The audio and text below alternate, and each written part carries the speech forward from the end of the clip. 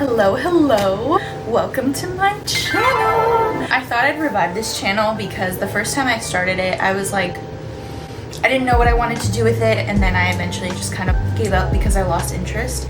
But I'm back. I thought I would start with doing a video of me reading TikTok's most beloved series, ACOTAR. I tried reading this book a lot of times. Like, I've had this book for probably 2 years, and then I tried to read it a couple of times. It was really boring. I'm so sorry. It was really boring to me. It was really boring. I lost interest.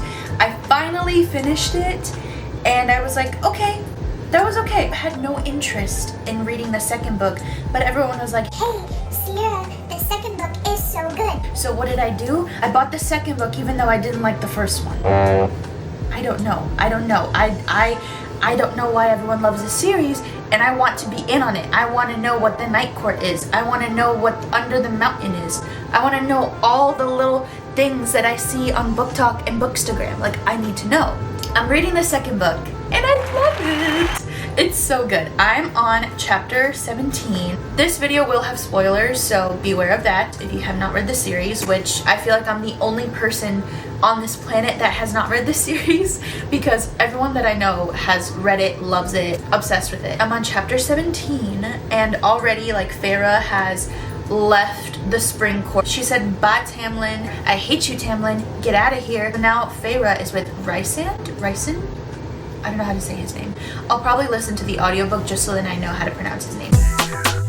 Or I just come up with my own name. For Fourth Wing, I called Xaden's dragon Sagaggle because I was like, I don't know how to say her name, so I'm just gonna come up with my own way to pronounce it in my head.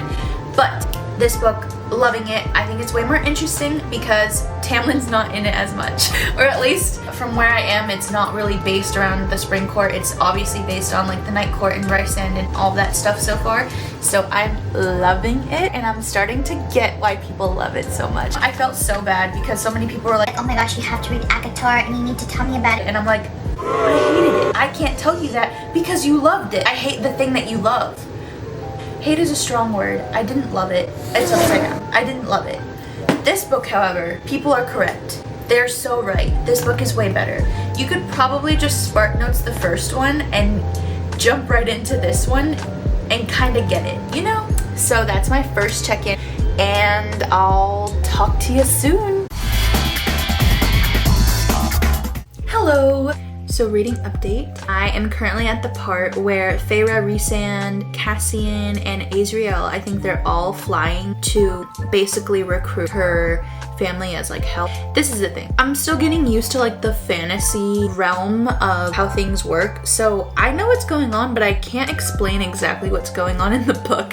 I'll figure out a way to like explain it a lot better. Basically, I'm at the part where Farah, Rhysand, Cassian, and Azriel, they're all flying back to Farah's house. Her sisters are there. She finds out that I think her name is Elaine. She's getting married. Nesta is being Nesta. I think that Cassian and Nesta, like some sort of a romance between them, like, or I think it's foreshadowing a romance between them. They're kind of like bickering with each other. There's a lot of tension between the two. That's all I have for now. Also, Farah is writing a letter to the Spring Court to tell the Spring Court that she's officially like not part of them anymore, and she's left like on her own, like she wanted to leave. Pretty juicy, pretty crazy. So we'll see how Tamlin takes that. That's pretty much my update for now. I will update you guys soon. Hello team. It's been a couple of days and I have finished ACOMAF, A Court of Mist and Fury. I'd be lying if I said I haven't already started this book. As you can see by the bookmark, I already have. Sorry. I'm sorry. I forgot to fill you guys in. This book. I don't even know where to start. Let's give it a quick little rating. Oopsies, I'm shaking everything. Okay, let's put in perspective. I would give the first book 1 Batwing out of 10. And then I would give the second book 9.8 Batwings out of 10. It was so good in comparison to the first one. I genuinely don't know how people read the first one and then they were like, oh yeah, I want to read more. I think because it took me so many times to read, I was just like so over it. By the time I finished it, I was like, okay. I'm talking about the first book, by the way. There was definitely a lot of action in the first book. At the end, oh my gosh, I'm just gonna say it. The fact that Rhysand was the one that saved Feyre from like those weird guys at that party. It was him. That's another thing. If you like the first book, that's perfectly okay. It just wasn't something for me. But I definitely see what people are saying when they say that you need to read the second book, because the second book is definitely where it's at if the first book wasn't really your cup of tea. Enough about the first book.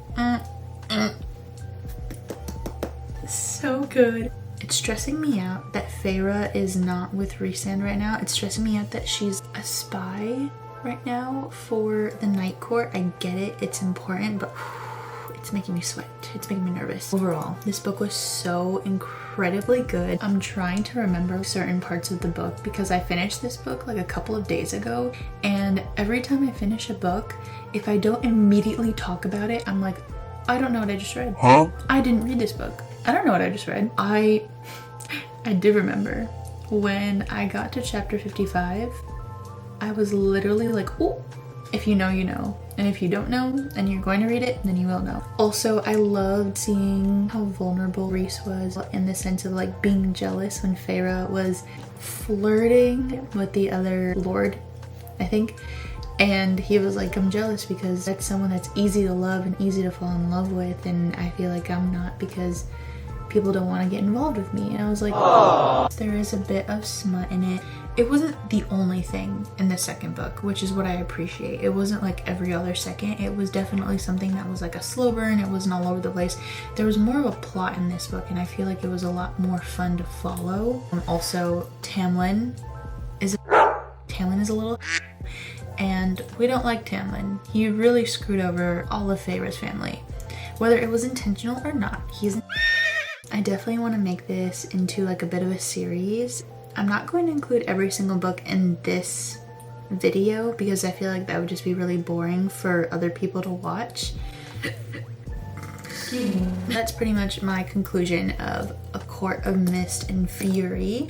If you're interested in knowing how I feel about A Court of Wings and Ruin, if you're not tired of hearing about this book already, if you like the series, reread the series with someone and kind of see it through someone else's eyes, or if you haven't read the series, just getting a little bit of insight on someone else's opinion on the book, it would be really cool if you follow along. I'm definitely going to do a video on A Court of Wings and Ruin. Overall, loving it. Loving this, loving my life reading this. So good. 10 out of 10. If you would like more from me, subscribe please. I also have a bookstagram at Sierra's Book Nook if you want to follow. Until I see you guys in the next one.